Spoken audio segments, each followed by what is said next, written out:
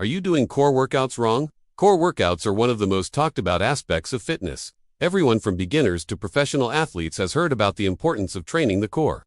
A strong core is linked to better posture, reduced back pain, improved athletic performance, and even injury prevention.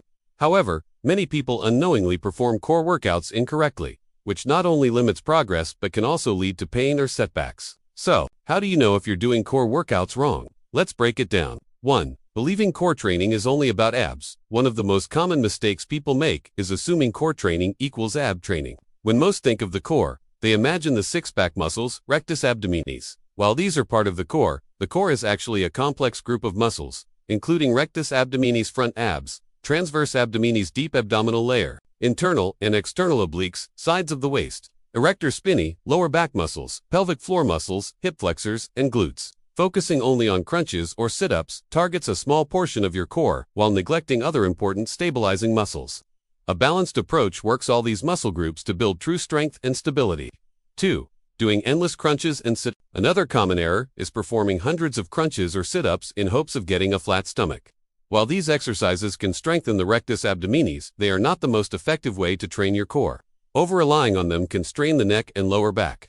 Instead, focus on variety, planks, dead bugs, Russian twists, side planks, and bird dogs. These exercises train the deeper muscles that stabilize your spine and pelvis, giving you a stronger foundation for everyday movements. 3. Forgetting proper breathing. Breathing is often overlooked during core exercises, but it plays a huge role in effectiveness. Many people hold their breath, thinking it helps brace the core, but this can increase pressure on the spine.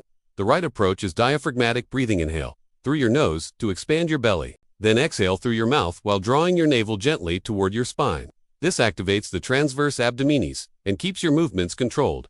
Proper breathing not only makes core training safer but also more effective. 4. Training every day without recovery. Core muscles are like any other muscle group. They need time to recover and grow stronger. Some people assume because the core is smaller, it should be worked daily. In reality, overtraining can lead to fatigue, poor form, or even injury. Aim for 2 to 4 dedicated core sessions per week, while also engaging your core during compound movements like squats, deadlifts, and push-ups. Quality beats quantity, and giving your body time to recover ensures consistent progress. 5. Ignoring form and technique. Poor form is perhaps the biggest reason core workouts fail. For example, during planks, many people sag their lower back or lift their hips too high, which reduces tension on the core and stresses the spine. Similarly, during crunches, pulling on the neck or using momentum minimizes AB activation. To fix this, slow down and focus on mind-muscle connection. In planks, keep your body in a straight line, engage your glutes, and draw your belly button toward your spine. In crunches, move slowly and lift with your abs, rather than jerking your neck. Precision matters more than speed. 6. Skipping progression. Just like lifting weights, your core workouts should become progressively more challenging.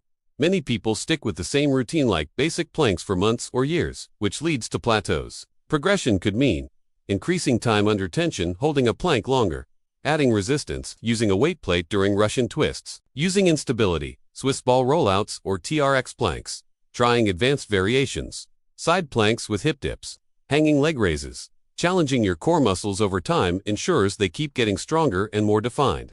7. Neglecting the lower back and glutes. Core strength isn't just about the front of your body.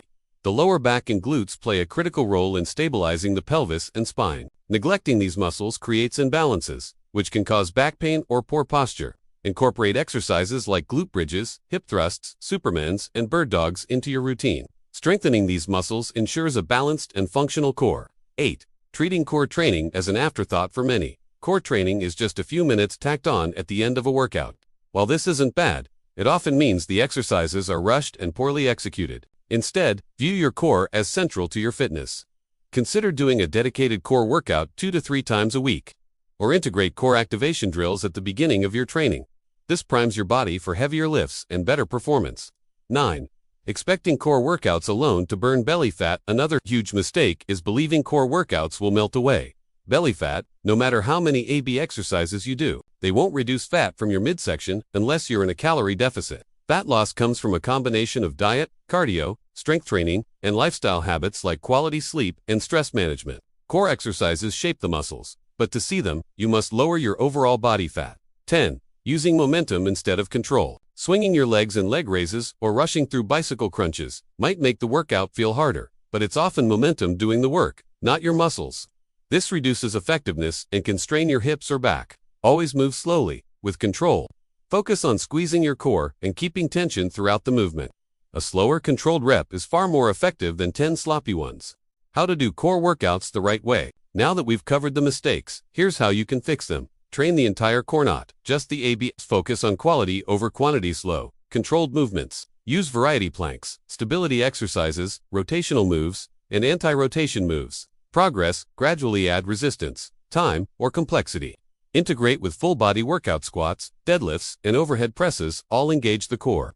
Prioritize recovery. Train your core 2 to 4 times weekly. Support with lifestyle habits, balanced nutrition, cardio, sleep, and stress management. Final thoughts: core workouts are essential for strength, stability, and overall fitness, but many people unknowingly perform them wrong. Mistakes like relying only on crunches, neglecting breathing, skipping progression, or expecting abs to appear without fat loss can hold back your progress. The good news is, by adjusting your approach, focusing on proper form, balanced exercises, progression, and overall health, you can unlock the true benefits of core training. A strong core doesn't just look good, it supports your entire body, enhances performance, and protects you from injury.